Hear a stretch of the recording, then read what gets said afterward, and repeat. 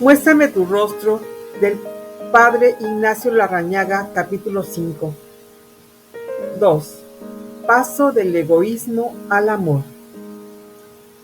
Rectificación. Según la Biblia, ¿cuál es el plan original de Dios al crear al hombre? Dios quiere entrar en comunión con el hombre. Esta es la finalidad última de las intervenciones de Dios en la historia de la salvación, y sobre todo es el objetivo final de las alianzas. Con otras palabras, habiendo creado Dios al hombre al principio semejante a él, posteriormente con sus diversas intervenciones quiere hacerlo más semejante a él. Es decir, primero quiere formar familia con el hombre para hacerlo así más parecido a él, haciéndolo participar de su propia naturaleza. Antes del pecado, esta comunión semejanza era una cosa fácil y natural, porque el hombre, según la Biblia, ha sido diseñado de tal manera que resulta una resonancia perfecta del mismo Dios. Hablando con cierta torpeza, diríamos que las estructuras psíquicas de Dios y las del hombre se corresponden exactamente, están en unas mismas armónicas. Pero llegó el pecado y se desfiguró el rostro del hombre. Desde ese momento, imposible la armonía, imposible la comunión entre dos seres tan dispares. Tendría que venir una profunda purificación de la estructura interna del hombre mediante la penitencia para restablecer la armonía, la unidad y la semejanza. La Biblia presenta el pecado como una trágica realidad que hunde sus raíces en la misma sustancia del hombre. He sido formado en pecado desde el seno de mi madre, nos dice el Salmo 50. San Pablo avanza mucho más. No sé lo que hago, no soy yo quien obra, sino el pecado que mora en mí. Pecadores pues por partida doble, por nacimiento y por culpa personal. Dios al principio puso un orden en el hombre. Este orden fue desequilibrado por la irrupción del pecado egoísmo. Ahora será necesario restablecer el orden original mediante el reordenamiento de la penitencia. Definiríamos, pues, la penitencia evangélica como un restablecimiento de aquel orden inicial establecido por Dios en el hombre. Con otras palabras, una rectificación. Camino del amor. Penitencia significa también convertirse, y convertirse significa a su vez un avanzar dificultoso del hombre hasta Dios, es decir, un incesante pasar desde las estructuras psíquicas del hombre viejo hacia las estructuras de Dios. ¿Cuáles son estas? Son las estructuras del amor, porque Dios sustancialmente es amor. Con otras palabras, conversión es un estar pasando del egoísmo al amor. Como se ve, la penitencia lleva una fuerte carga pascual. En el Evangelio, Jesús nos señala la ruta para este paso, con la fórmula penitencial: cambiad vuestros corazones. Pero el Sermón de la Montaña es la estrategia más profunda de liberación de las esclavitudes y exigencias del egoísmo. Es un programa dictado en lo alto del monte, voceado a todos los vientos, recogido por sus oyentes muchos años más tarde, proclamado en el estilo libre de exclamaciones. Todo eso dificulta el captar con exactitud el sentido de su mensaje liberador. Pero aún así, vemos que en el Sermón de la Montaña está perfectamente delineado el procedimiento de liberación y su meta final, que es el amor. Efectivamente, en su primera parte se nos habla de la pobreza de espíritu, de la humildad de corazón, de la paciencia, de la mansedumbre, del perdón. Todo ello está significando que las exigencias idolátricas del yo han sido negadas, incluso reprimidas, y de esta manera las violencias interiores han sido calmadas. Y una vez que esas energías han sido liberadas, desatadas y desencadenadas de ese yo inflamado por las ilusiones y los sueños, se transforman automáticamente en amor. Y ahora sí, en la segunda parte del Sermón de la Montaña, podemos utilizar esas energías egoístas transformadas ya en amor al servicio de la fraternidad. Hacer el bien a los que nos hacen el mal, nos dice Mateo 5. Perdonar a los que nos ofenden, nos dice Mateo 6. Hacer las paces antes de la ofrenda, Mateo 5. Corregir al hermano, Mateo 18. Hacer el bien sin buscar la gratitud ni la recompensa, Lucas 6. Presentar la otra mejilla, Lucas 6. Amar universalmente y no solamente a los que nos aman, Lucas 6. En resumen, penitencia es un incesante pasar del egoísmo al amor. Subida a la cumbre. Pero la estrategia secreta de la conversión la encontramos en el Evangelio en forma de sucesivas escenas antitéticas y contrapuestas que, como verdaderos golpes psicológicos, estuvieron a punto de aturdir a los 12. Psicoanalizar esas escenas es descubrir completamente los secretos de la penitencia. He aquí las escenas. Jesús acepta la confesión de Pedro. Efectivamente, Él es el Mesías esperado. Como efecto de este descubrimiento, en el alma de los 12 despierta el hombre viejo como una fiebre delirante. Ya comenzaban a imaginarse a su maestro como un comandante en jefe por encima de las águilas romanas, y a ellos mismos naturalmente, participando y disfrutando de la dulzura del poder y de la gloria.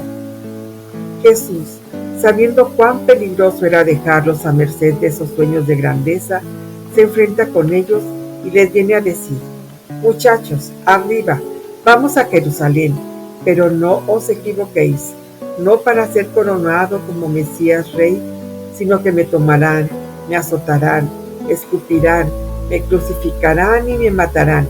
Eso sí, al tercer día resucitaré. Estas palabras, que resultaron un jarro de agua fría sobre sus delirios, provocaron la típica reacción del hombre viejo. Ellos no entendieron nada de esto, es decir, volvieron la cara a otra parte y no quisieron saber nada. Es la repugnancia que siente el hombre a la vista de la cruz. Entonces, Pedro, haciéndose eco de esa repugnancia, se dispone a librar la última batalla a favor del hombre viejo y sus sueños. Toma parte a Jesús y comienza a reprenderlo. ¿Cómo se te ocurre subir a Jerusalén y además para ser ejecutado? De ninguna manera. El Mesías no puede fracasar. El Mesías es invencible e inmortal. La respuesta de Jesús fue dura y tajante. Pero él, volviéndose y mirando a los discípulos, respondió a Pedro: Pedro, hablas como un mundano. No sabes o no quieres distinguir las cosas de Dios y las cosas del hombre. ¿Sabes qué más? Me molestas. Vete. Tenemos la impresión de que para Jesús este momento es decisivo y se encarama en el nivel doctrinal. Levanta en alto la antorcha y les muestra las condiciones absolutas y les viene a decir: amigos, todavía tenéis tiempo para quedaros o marcharos. Todavía se puede optar. Pero de ahora en adelante, sabed que el que quiera seguirme tendrá que atenerse a las siguientes condiciones. Deberá negarse a sí mismo. Deberá tomar su cruz cada día. El que tenga miramientos consigo mismo está perdido, no sirve para seguirme. El que se renuncia a sí mismo, en cambio, ese se salvará. Vale para mi programa. El grano de trigo se convertirá en vida cuando cumpla la condición de morir. Así pues, quien quiera vivir, tiene que morir. Jesús se dio cuenta de que este duro programa penitencial había derrumbado la fortaleza de los 12 había resultado como una piedra de tropiezo para la fe y la esperanza de ellos. En vista de esos efectos, Jesús toma a los líderes del grupo, los lleva a la cumbre de la montaña y para devolverles la seguridad, se transfigura ante su mirada. En estas escenas de tanto contraste, descubrimos cómo en un inconsciente reprimido los secretos resortes de la conversión. Vemos en primer lugar las resistencias y repugnancias del yo ilusorio que se resiste a desprenderse de sí mismo, a morir en sí mismo. Hay en estas escenas una extraña mezcla de cruz, muerte y transfiguración. Aparece a primera vista una confusa mezcla de derrota y fracaso, luz y oscuridad, Tabor y Calvario. Sin embargo, a pesar de esta aparente confusión, distinguimos una lógica nunca desmentida en el Evangelio. Es la nueva lógica para el nuevo orden. Para vivir hay que morir. La resurrección y la crucifixión son una misma cosa. El Calvario y el Tabor son una misma cosa. La resurrección no es secuencia, sino consecuencia de la muerte de Cristo. Solo la penitencia conduce a la transfiguración. ¿Mortificarse para qué? Es un hecho histórico, fuera de discusión, que hombres de Dios de gran envergadura humana, como un San Francisco de Asís o un San Juan de la Cruz, realizaron su transformación en Jesucristo en la medida y al mismo tiempo en que se entregaban a penitencias corporales. Su biógrafo contemporáneo dice de Francisco de Asís que vivió crucificado, incluso hasta tener que pedir perdón al hermano asno por haberlo sometido a tan malos tratos. Y esto nos resulta más extraño si pensamos que Francisco ha sido uno de los hombres que más ha vibrado con las bellezas de la creación. Es verdad que penitencia no significa tan solo mortificarse, pero en el contexto bíblico la mortificación queda incluida en el concepto general de la penitencia. En la traducción alejandrina de la Biblia se distinguen dos verbos, metanoin, que señala el cambio mental, la conversión interior, y epistrepein, que se podría traducir como mortificarse, señalando los actos externos de penitencia en cuanto condicionan y facilitan la conversión. La mortificación, entendida en su sentido ascético, ha recibido en los últimos tiempos fuertes embestidas y, por cierto, a nombre de las nuevas corrientes teológicas, hoy día hasta la palabra mortificación suena mal y resulta repugnante, y la calificación que al instante suelta sobre ella es esta: masoquismo. Estoy de acuerdo con una buena parte de razones por las que se han dado con indignación hachazos contra las mortificaciones voluntarias. Debían, no obstante, haber tronchado las ramas sin herir el tronco, pero se ha golpeado ciegamente. A partir de la teología de los valores humanos, vienen a decir que debemos amar la vida, que Dios ha creado todas las cosas para que seamos hijos felices, que debemos usar convenientemente de esas cosas, que nadie es feliz privándose, que el verbo renunciar ya no tiene sentido.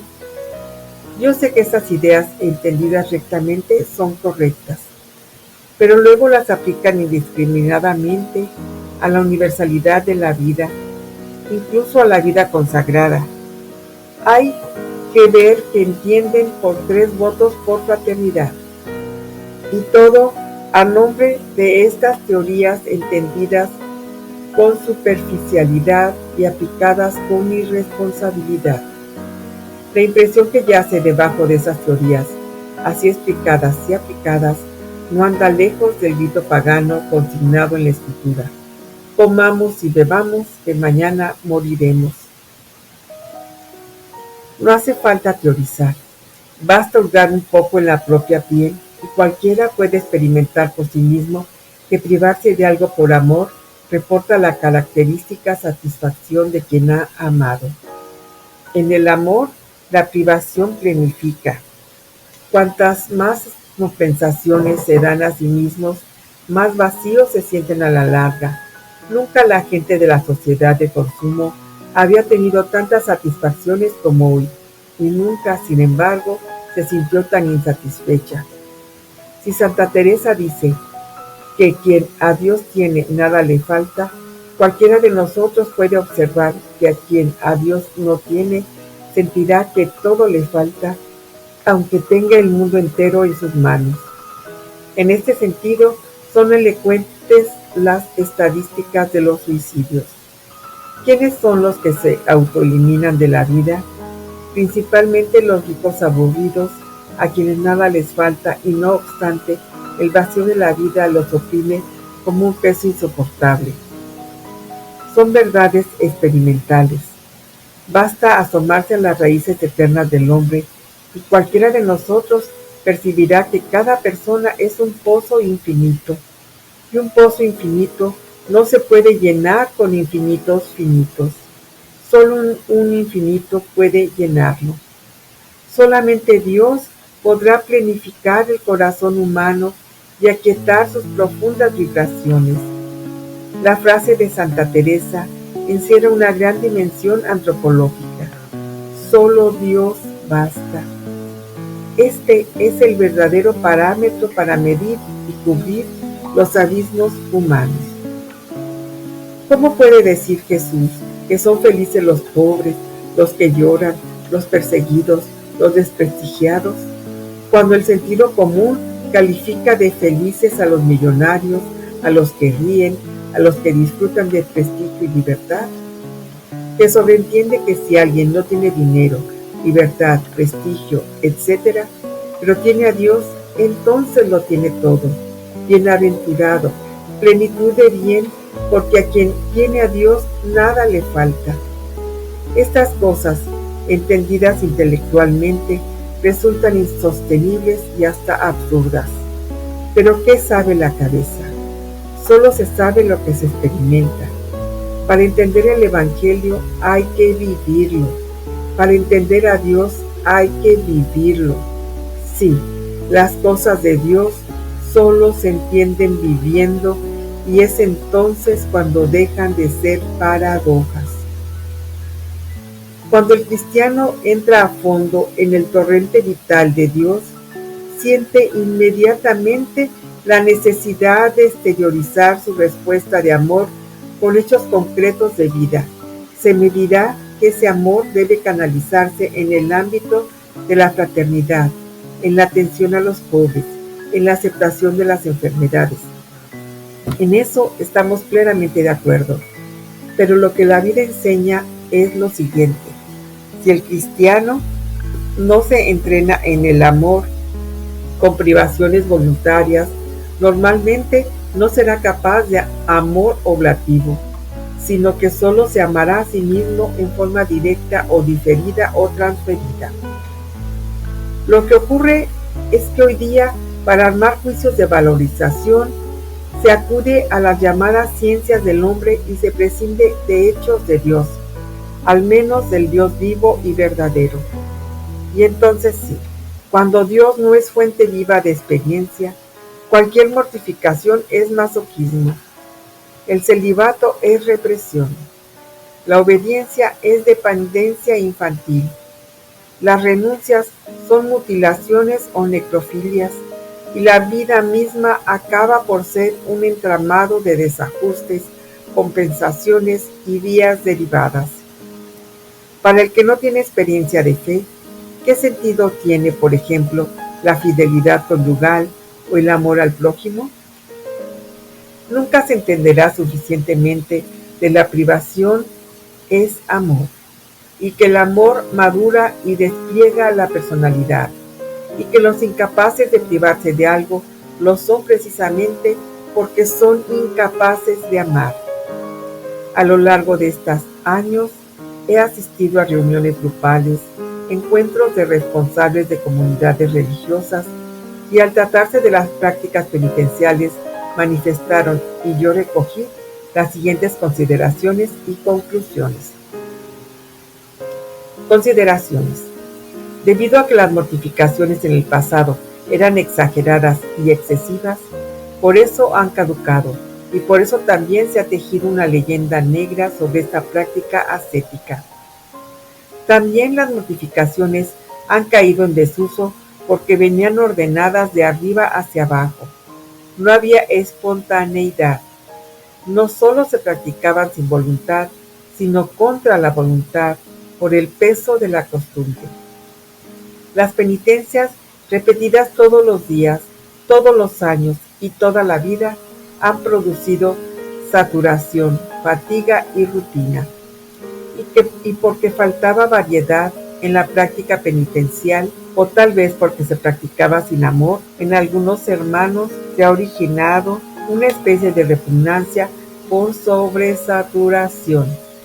Y por eso sería conveniente que no existieran penitencias externas durante cierto tiempo o que fueran escasas. Es signo de vitalidad espiritual cuando una fraternidad se exige a sí misma distintas privaciones. De esta manera patentiza su fidelidad. Es un signo de amor. En cambio, es síntoma de decadencia cuando una fraternidad es renuente a estos actos. Conclusiones. Estamos de acuerdo en que la mejor mortificación es la interna, en la humildad y en la fraternidad, pero muchas veces los hermanos no logran dominar sus sensibilidades y se sienten como defraudados consigo mismos. En cambio, sienten una sensación concreta de haber amado cuando practican ciertas privaciones. La vida ordinaria de una comunidad está repleta de exigencias mortificativas. Es de desear que estas prácticas ascéticas se orienten hacia actos externos de su vida. Por ejemplo, asistir con puntualidad a los actos comunitarios, el trabajar con asiduidad, el sufrir las enfermedades, asistir a los pobres. Los actos de privación no tendrían que emanar, a ser posible, de la legislación. Tendrían que ser determinados voluntaria y espontáneamente en el grupo de los hermanos. La práctica penitencial, cuando es promovida voluntaria y comunitariamente, como vigilias nocturnas, el hacer una hora santa, privarse de algo en ciertas oportunidades, suscita el entusiasmo juvenil, se quiebra la rutina y adquieren incentivo la ilusión y el amor como en vírgenes fieles que esperan la llegada del Señor. Es conveniente que las mortificaciones tengan carácter esporádico, para una oportunidad un tiempo determinado y no indefinidamente para que no entre la rutina. Almas víctimas, sustitución o solidaridad. En la historia de la humanidad, desde siglos remotos, vienen formulándose estas preguntas.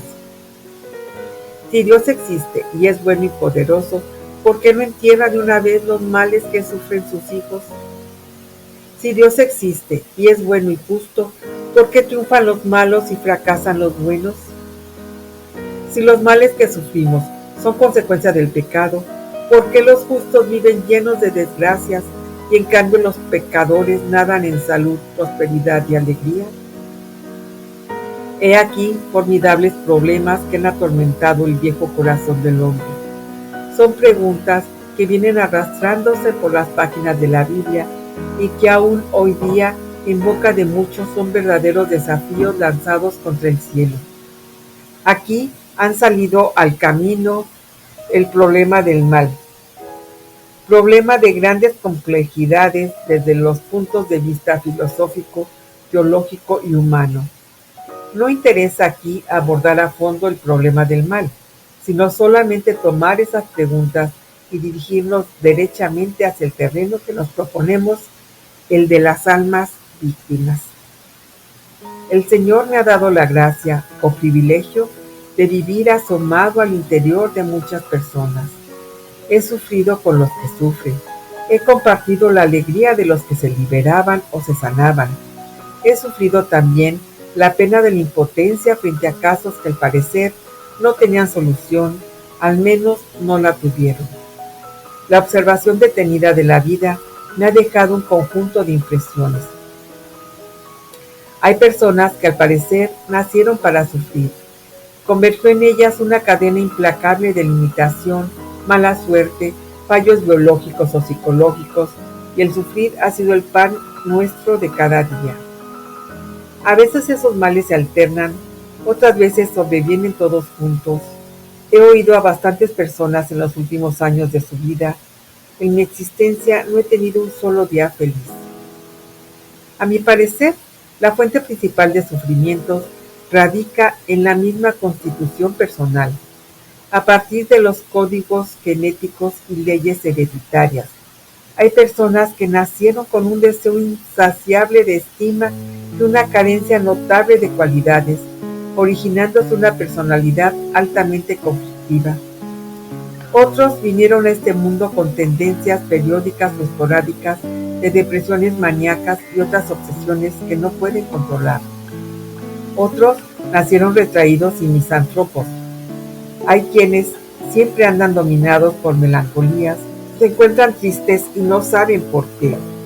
Nada les alegra y no saben por qué. Nacieron rencorosos y sufren. Son envidiosos y sufren. Vinieron tímidos y por todo sienten miedo. ¿Para qué seguir? Es un pozo sin fondo. Muchos otros se sienten desdichados debido a sus enfermedades que los limitan, les quitan la sensación de bienestar y la alegría de vivir. Cada cual sabe su propia historia clínica, ciertas deficiencias orgánicas que les acompañan hasta el fin, dolencias transitorias, emergencias graves. Para otros es la mala suerte, como dicen, la que les juega una mala partida. Todo les sale mal, no se sabe por qué misteriosos resortes. Algunos viven permanentemente entre incomprensiones, persecuciones, envidias. Frente a esta realidad general, cada persona reacciona de diferente manera según sus criterios orientadores o categorías mentales. Una sola vez se vive y tan mala suerte. Hay, sin embargo, una manera casi común de reaccionar, que no se sabría cómo denominar y que aflora casi unánimemente cuando con diferentes modalidades. Es una misteriosa constante del corazón humano. ¿Qué es? ¿Cómo llamarla? El hecho es que encontramos en el corazón del hombre, sobre todo del que sufre, como una vocación innata a la expiación. Alienación, masoquismo. La gente superficial siempre está pronta a lanzar alegremente calificativos sin preocuparse de analizar cuidadosamente los fenómenos. ¿Qué es? Yo diría que se trata de una necesidad de trascendencia, de apertura. En las raíces ancestrales del hombre hay una vocación o necesidad de solidaridad profunda y trascendente con la humanidad, sobre todo con la humanidad doliente y pecadora. ¿Será que el hombre encuentra por este camino la manera de encauzar y liberarse o alienarse del peso terrible del sufrimiento? ¿O será que había ya una ansia de redención y solidaridad aún antes que el hombre experimentara el sufrimiento? ¿No habrá en cada tronco humano, como una veta escondida, un pequeño redentor?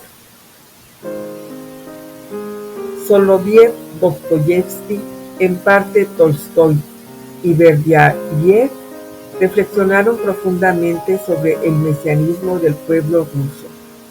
Dijeron de muchas maneras que la humanidad se salvaría por los sufrimientos del pueblo ruso, sufrimientos aceptados con silencio y paz. Consolación alienante o solidaridad mesiánica. Recuerdo haber conocido en mi vida a 3 personas que se adhirieron fervientemente a la doctrina de la reencarnación.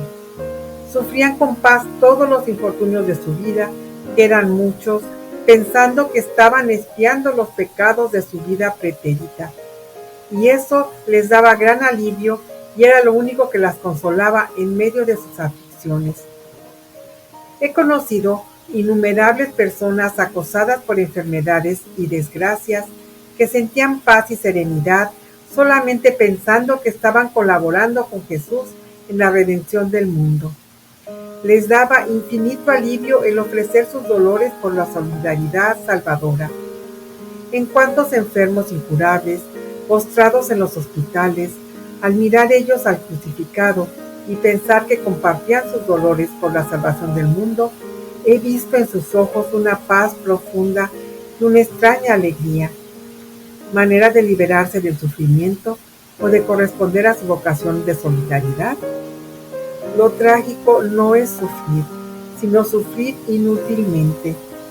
Cuando hay un porqué, el sufrimiento no solo pierde su virulencia, sino que el sufrir por lo inevitable de la vida puede transformarse en una hermosa causa y en una tarea trascendente.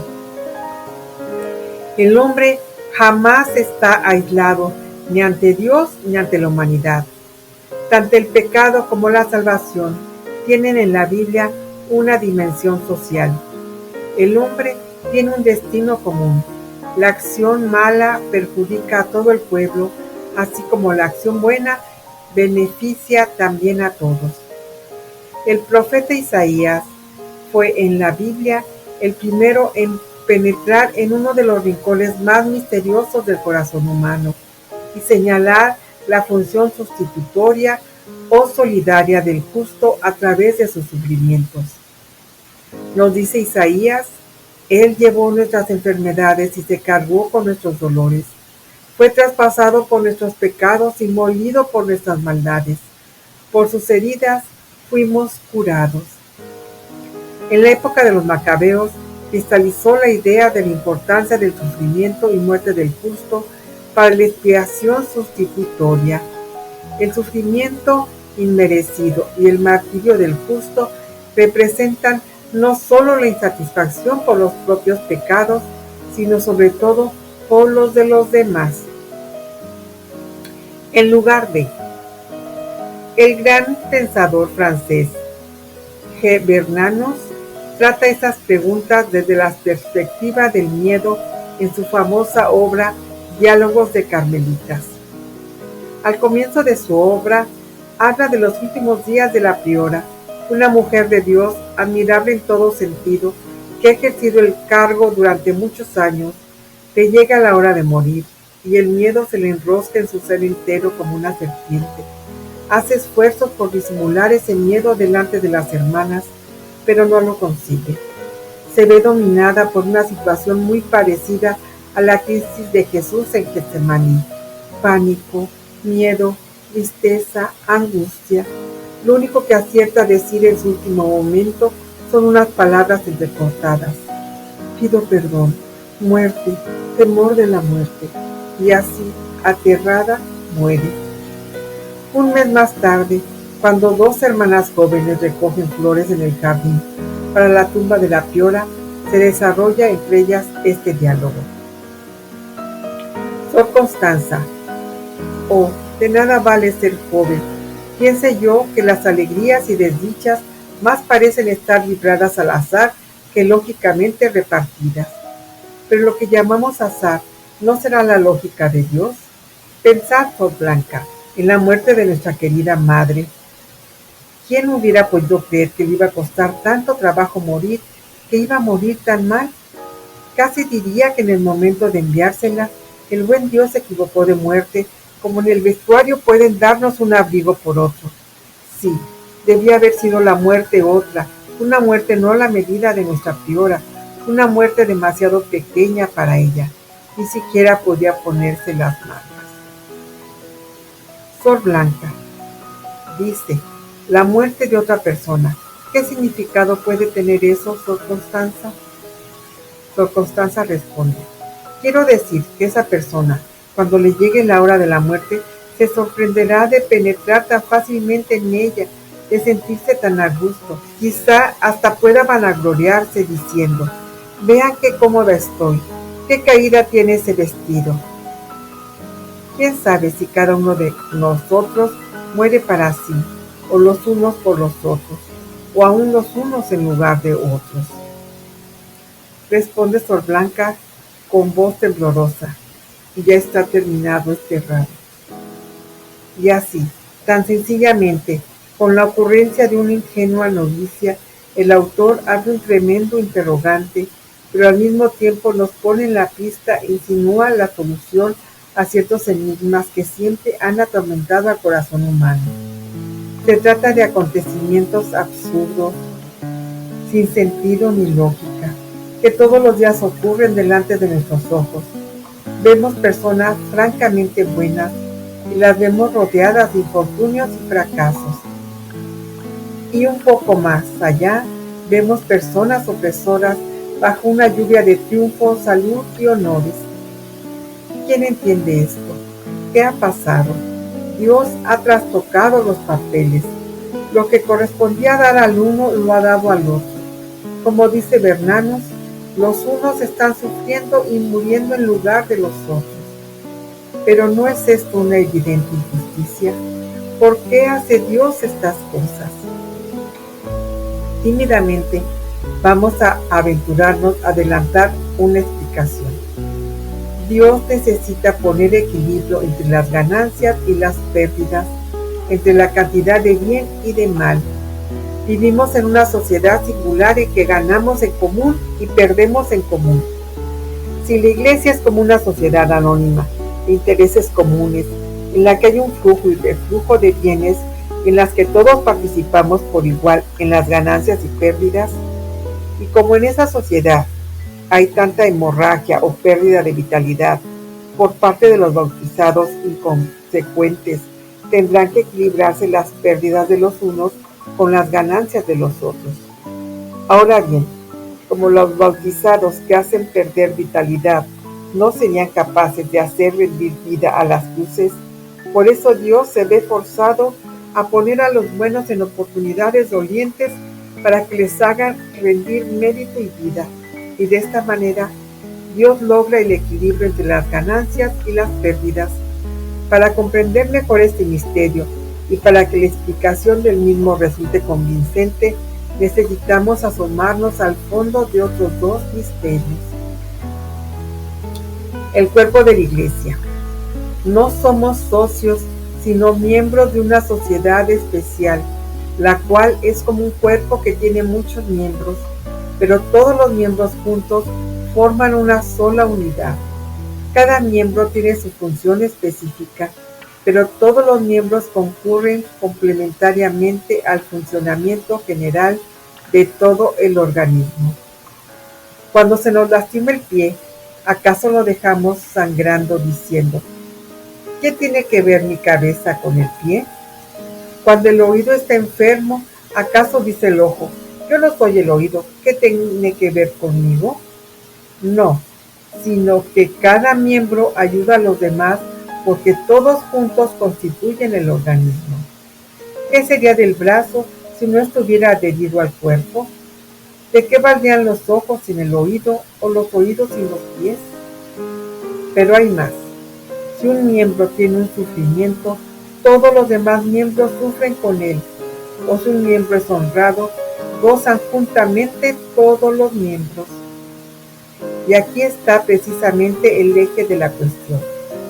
Si a nosotros se nos lastima tan solo el dedo pequeño, es posible que la fiebre se apodere de todo el organismo.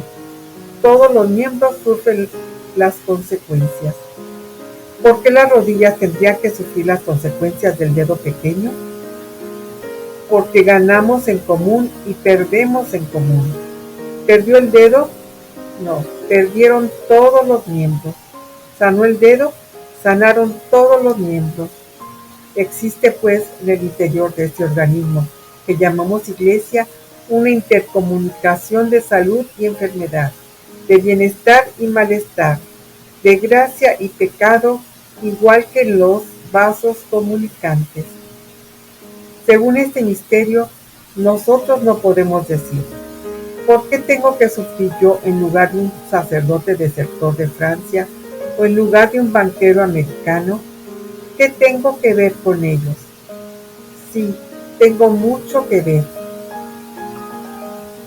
Todos los bautizados del mundo estamos misteriosamente intercomunicados. El misterio opera por debajo de nuestra conciencia. Una vez injertado en este árbol de la Iglesia, la vida funciona a pesar de nosotros. Esto aparece claro con un ejemplo. En mi organismo yo no sé cómo funcionan el hígado o los pulmones, pero sé que funcionan. Yo no sé cómo es la relación entre el hígado y el cerebro, pero sé que existe tal relación, porque cuando el hígado funciona mal, hay que ver cómo me duele la cabeza. La vida profunda y misteriosa de mi entronque en el cuerpo vivo de la Iglesia y de mi relación con todos los bautizados, yo no sé cómo funciona, pero sé que funciona. Entonces, no es indiferente que yo sea un santo o un tibio. Si gano, gana toda la Iglesia. Si pierdo, pierde toda la Iglesia. Si amo mucho, crece el amor en el torrente vital de la Iglesia. Si soy un muerto, es la Iglesia entera la que tiene que arrastrar este muerto. Hay pues interdependencia. Con esta explicación queda esclarecido el misterio y la espiritualidad de las almas víctimas. 3. Según la figura de Jesús. El combate nocturno de Jacob. Hay en la Biblia un suceso misterioso cargado de fuerza primitiva y salvaje. Es el combate que Jacob sostuvo con Dios. Jacob tomó a sus 11 hijos. Lograron atravesar todos juntos el río Jaboc. Jacob envió a los suyos por delante y él se quedó rezagado. Mientras tanto, cayó la noche y lo cubrió con su oscuridad. Y así, envuelto en sombras invisibles, alguien mantuvo con él un recio combate hasta rayar el alba. En un momento de la pelea, el misterioso combatiente le tocó a Jacob el nervio ciático y le dislocó el fémur. El combatiente le dijo: «Suéltame por favor, porque ya ha rayado el alba». Jacob respondió: «No te soltaré hasta que me hayas bendecido». El combatiente preguntó: «¿Cómo te llamas?». «Jacob», respondió el otro. «De hoy en adelante te llamarás Israel, porque has combatido valientemente contra Dios». Y Dios bendijo a Jacob. Al salir el sol, se dijo a sí mismo: «¿Qué es esto? He visto a Dios cara a cara y sin embargo estoy con vida. ¿Cómo se explica esto?». Israel es, pues, el nombre propio de una persona. Se le dio este sobrenombre a Jacob por haber mantenido un recio combate con Dios. Este relato está lleno de un formidable simbolismo. El hombre que se abraza a Dios se apodera de alguna manera de su fuerza divina y le arranca su protección. El hombre que se ensalza en batalla con Dios y acepta ser atacado por él, es arrebatado y transformado por Dios, participa en alto grado de su ser y potencia. Ese nervio ciático donde Jacob fue herido es el egoísmo, eje de sustentación y viga maestra de todo pecado. En ese punto neurálgico ataca a Dios. Por aquí derriba toda la fortaleza. Vulnerado en este punto, el hombre comienza a transformarse en Dios y a participar de la madurez y grandeza de Jesús. Y la razón profunda de lo dicho es la siguiente: al experimentar a Dios como un Padre amantísimo, al conocer su hermosura y potencia, nace en el hombre un amor vibrante por él. Ahora bien, el amor es una fuerza unitiva y produce un deseo fuerte de llegar a ser uno con él. Pero es imposible que dos seres tan dispares sean uno en todo, a no ser que uno de ellos pierda su resistencia propia. Así, la savia se transforma en planta, una gota de licor se disuelve en el agua, el hierro se convierte en fuego. En un combate, en un encuentro entre Dios y el hombre, el fuerte que es Dios se apodera y transforma al débil que es el hombre, a condición de que éste cede en su resistencia. Por eso, nosotros insistimos en todo momento en la actitud de abandono como condición indispensable para toda transformación. Cuanto menor sea la resistencia y mayor el abandono, el hombre y Dios pueden llegar en la unión de las voluntades a ser realmente uno. Y así, la imagen y semejanza pueden ser tan notables, la participación del misterio de Dios de parte del hombre tan fuerte, que entonces sí, éste puede pasar por el mundo como una transparencia viva de Dios. Es un testigo viviente. Ser y vivir como Jesús. Lo hemos repetido del principio al fin en este libro. La meta final de toda oración es la transformación del hombre en Jesucristo. Cualquier trato con Dios que no conduzca a esta meta es inconfundiblemente evasión alienante. A la meta nunca se llega, cierto, pero la vida deberá ser un proceso de transfiguración, cambio de una figura por otra. Somos una piedra tosca que el Padre ha extraído de la cantera de la vida. Sobre esta piedra, el Espíritu Santo tiene que esculpir la figura deslumbradora de nuestro Señor Jesucristo. Toda la vida con Dios se dirige a esto, y esto la justifica. Repetir otra vez en nosotros los sentimientos, actitudes, reacciones, reflejos mentales y vitales, la conducta general de Jesús. Misericordioso y sensible. En muchos momentos, el Evangelio advierte expresamente que se compadeció, que transformaba su rostro, se identificaba con la desgracia, su estremecimiento interior se reflejaba en las palabras y en los ojos. Como Jesús, que no podía contemplar una aflicción sin conmoverse, es que nunca vivía consigo, siempre salía con y para los demás. Este vivir para el otro, sufrir con el que sufre, fue algo tan notorio, impresionó tan vivamente que los testigos no lo pueden olvidar y lo hacen constar frecuentemente. Jesús se compadeció del leproso, tendió hacia él la mano y le tocó diciendo: quiero, sé sano. Jesús se compadeció de las turbas y de los enfermos, nos dice Mateo 14. Jesús recorría ciudades y aldeas, sanando toda dolencia y toda enfermedad, nos dice Mateo 9. No puede tomar alimento hasta curar al hidrópico, nos dice Lucas 14. En la sinagoga interrumpe su predicación para sanar al hombre de la mano seca, Marcos 3. Y a la mujer encorvada, como nos dice en Lucas 12. Como Jesús, que convida a la gran masa de oprimidos y agobiados, pues para ellos tiene un mensaje que les dará paz, nos dice Mateo 11. Él ha venido para sanar a los heridos de corazón, anunciar la libertad a los esclavos, a los ciegos la vista y a los oprimidos la liberación, Lucas 4.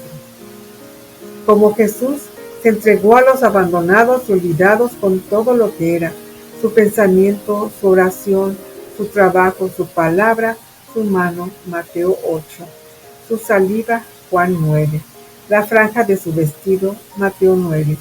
Pone las obras de misericordia como el programa de examen final para el ingreso en el reino, Mateo 25. Como Jesús, que con infinita sensibilidad se identifica con los necesitados, fue el mismo Cristo quien tuvo hambre, sed, fue huésped, estuvo desnudo, enfermo, preso. Manso y paciente. Como Jesús, que es una persona que respira una infinita paz, sosiego, dulzura y dominio aun cuando lo apretaban, asaltaban y asediaban. Ofrece toda bendición y todo premio a los mansos, pacíficos, a los que sufren con paciencia la persecución. Como Jesús ante los acusadores y jueces, con humildad, silencio, paciencia y dignidad. No se defiende, no se justifica.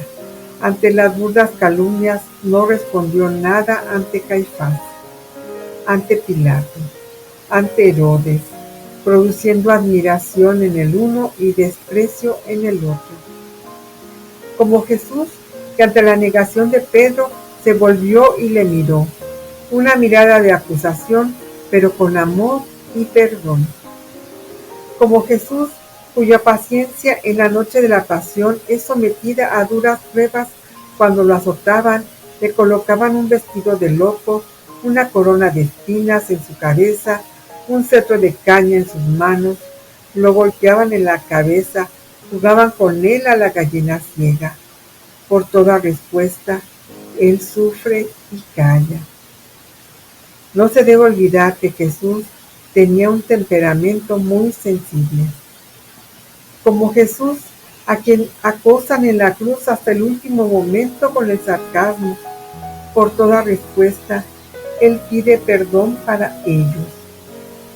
Esta mansedumbre y paciencia de Jesús debió impresionar tan fuertemente a los testigos que Pablo conjura a los corintios por la mansedumbre y bondad de Cristo. Y a Pedro, después de tantos años, se le revuelven las entrañas de emoción cuando recuerda que siendo injuriado, no devolvía injurias, sino maltratado, no lanzaba amenazas. Predilección por los pobres. Con el corazón y las manos abiertas a las masas desamparadas, como Jesús, que no solo siente pena por las turbas hambrientas, sino que se preocupa de darles de comer. Como Jesús, para el cual los favoritos son siempre los pobres. Para ellos es el reino. El signo de que el Mesías ha llegado es que los pobres son atendidos. Para ellos ha venido expresa y casi exclusivamente. Como Jesús, que mira con una viva simpatía a la pobre viuda que deposita unas moneditas. Esa misma simpatía aparece manifiesta cuando al pobre Lázaro lo coloca en el seno de Abraham, mientras hunde al rico Epulón en el abismo del infierno. Como Jesús, que no solamente se dedica con preferencia a los pobres, sino que comparte la condición social de ellos hasta las últimas consecuencias. Comprensivo y atento. El primero en entrar en el paraíso es un bandido. El Padre le encomendó preferentemente la atención a los débiles y desorientados.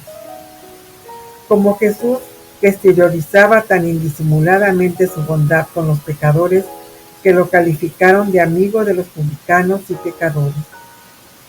Como Jesús, cuyo trato cariñoso y preferente con los publicanos como Leví, Zaqueo y aquellos otros que se juntaban a su mesa, tanto indignaba a los fariseos. Como Jesús, cuyo principio era, no son los sanos los que necesitan médicos, y su grito, misericordia quiero y no sacrificios. Un solo pecador vuelve al Padre, alborota al cielo de alegría, más que todos los justos juntos. Como Jesús, que no se asusta por las atenciones de una meretriz, sino que la defiende públicamente. Aquella adúltera condenada a morir bajo las piedras, con qué cariño le dice, vete en paz. Como Jesús, que derramó su exquisita sensibilidad humana y se retrata a sí mismo en unas bellísimas parábolas. Como Jesús, que no rechazó a nadie a pesar de su indisimulada predilección y simpatía por los pobres y marginados. Como Jesús, que manifestó una delicada atención con Nicodemo, mantenía amistad con José de Arimatea, honró con su presencia a varios fariseos y publicanos ricos, socorrió a Jairo y a la Sirofenicia, hasta se relacionó con el centurión de Cafarnaúm, uno de los dominadores romanos. Como Jesús, tener preferencias, pero no exclusividades. Sincero y veraz. Como Jesús, hablar con una transferencia directa. Sí, sí, no, no. Sin tener personajes en nuestra persona, es decir, sin hablar a unos de una manera y a otros de otra. Como Jesús, que fue valiente cuando buscaban sorprenderlo en algún equívoco. Hipócritas, ¿por qué me tentáis? Dad al César lo que corresponde y a Dios lo suyo. Como Jesús, que estuvo magnífico cuando unos amigos se le acercaron para advertirle que su vida corría peligro porque Herodes lo buscaba para matarlo. id y decide ese zorro que actuaré donde y cuando yo crea que debo hacerlo. Como Jesús, que no tuvo pelos en la lengua para desenmascarar a los ricos de este mundo. Entre los confabulados contra él en la pasión, ¿no estarían los ricos? Como Jesús, defender la verdad a una costa de la vida. Vosotros tratáis de matarme, sin embargo, yo no he hecho más que anunciaros la verdad, como nos dice Juan 8, a una costa de perder discípulos. Juan 6, a una costa de provocar el escándalo y la persecución. No hay cosa que tanto le repugne como la hipocresía, la mentira y la tergiversación. Una de las expresiones más hermosas del Evangelio, la verdad os hará libres, nos dice en Juan 8. Como Jesús, que a la vista ya de la eternidad presume el objetivo de su vida. Para esto he nacido yo y para esto he venido al mundo, para dar testimonio de la verdad. Después de muchos años, al evocar Pedro la vida de Jesús, testifica emocionado.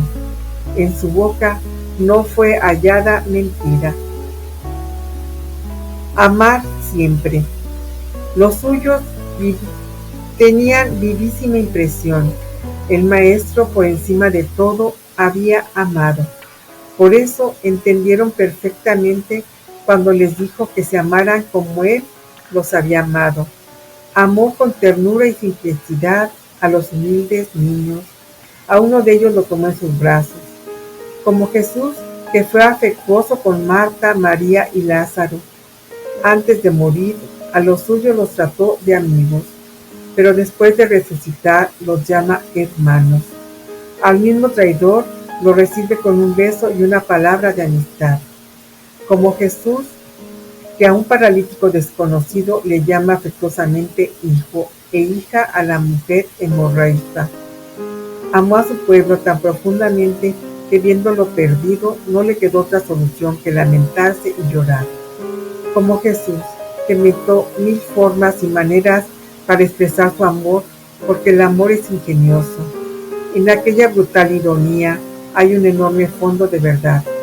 A otros ha salvado, a sí mismo no puede salvarse. Trató de parte del Padre un solo encargo. Como me amó mi Padre, os he amado yo a vosotros. Permaneced en mi amor. Debió emocionar tan profundamente este amor de Jesús que los testigos nos transmitieron este recuerdo grabado en frases lapidarias.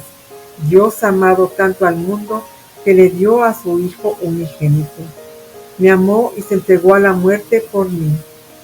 Ha habido en los últimos tiempos una explosión de la benignidad y amor de nuestro Salvador a los hombres. Humilde y suave.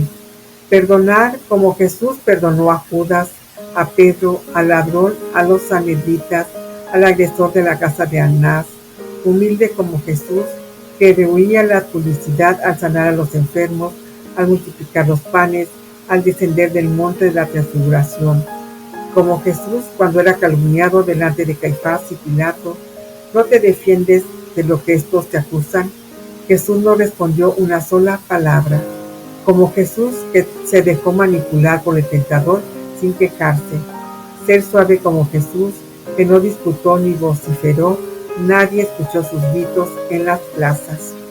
Sin preocuparse de sí mismo y preocupándose de los demás. Como Jesús ante las turbas hambrientas, con los apóstoles en el huerto, con Pedro, con las piadosas mujeres, con el ladrón, con su madre al pie de la cruz. Nunca se preocupó de sí mismo, sin tiempo para comer, sin tiempo para dormir, sin tiempo para descansar.